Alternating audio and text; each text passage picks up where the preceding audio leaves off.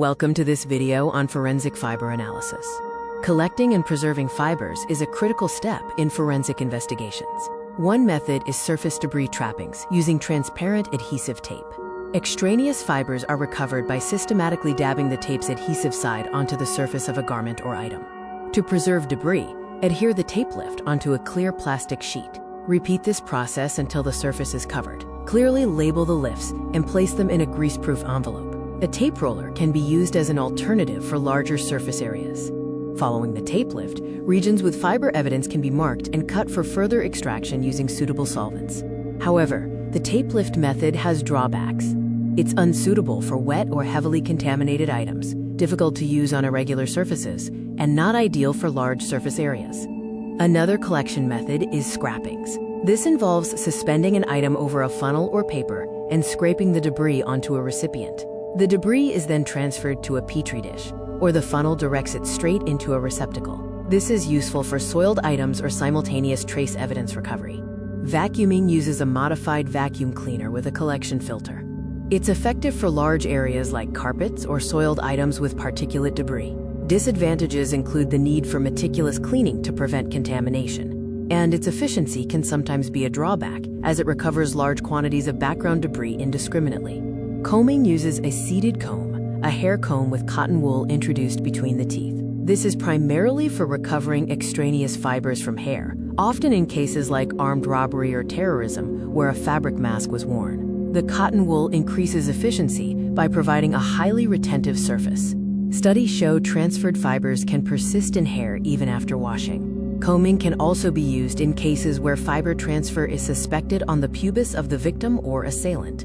The recovered cotton wool and comb are examined using stereomicroscopy, aided by the typically white color of the cotton wool. The cotton-seated comb, shown in Figure 1, is essential for fiber recovery. It helps determine persistence on hair and has applications in specific cases. Microscopic examination of the comb and cotton wool is used to detect transferred fibers.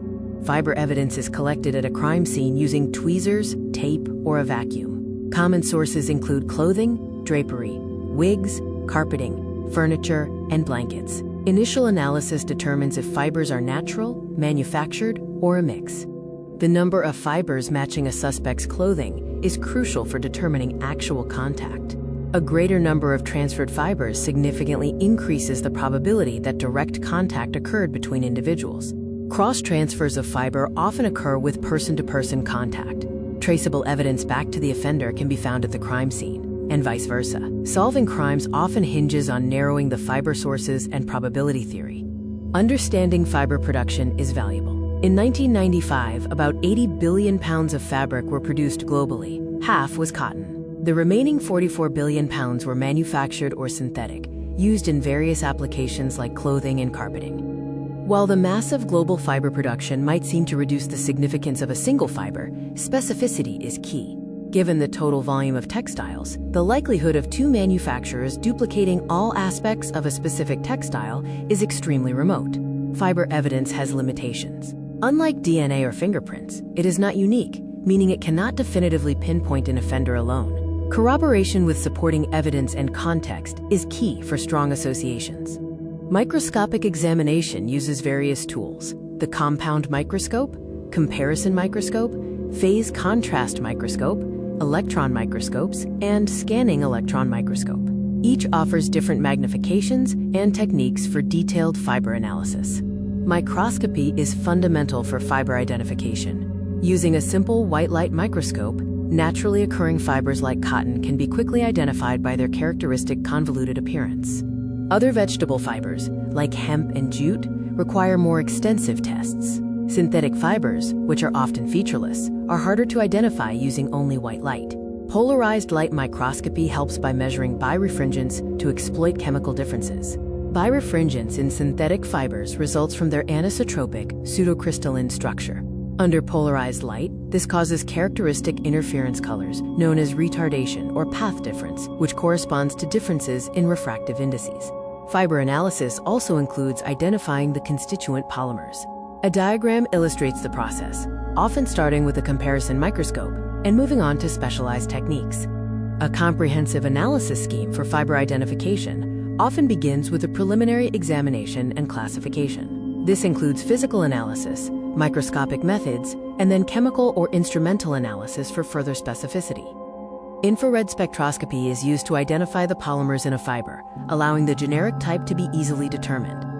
It can also identify copolymers used by manufacturers, enabling subclassification within a generic type of fiber.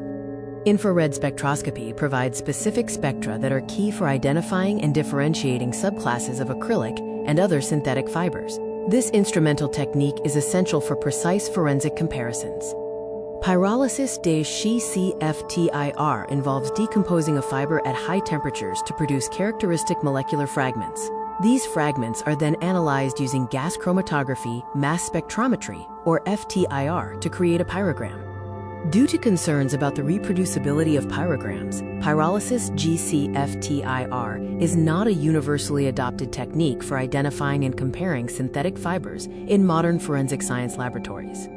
This schematic provides an overview of the fiber identification process, illustrating the sequence of microscopic and instrumental techniques used to categorize and analyze fiber evidence in forensic investigation. The process of forensic fiber identification is methodical, moving from initial microscopic observation to advanced instrumental analysis to achieve the highest level of specificity and comparison. In fiber forensics, analysts often work with a limited number of fibers. Evidence collected from a crime scene is compared to fibers from a suspect source, typically side by side under a microscope for visual inspection.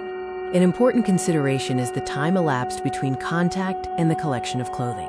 Transferred fibers are lost quickly, meaning the likelihood of finding them on a suspect a day later may be remote, depending on how the clothing was handled. Fiber color significantly influences the value given to an identification. Multiple dyes are often used to achieve the desired color. Color can be applied to individual fibers, yarns, or whole fabrics. Microscopy begins with a stereo microscope to examine physical features like crimp, length, color, and damage.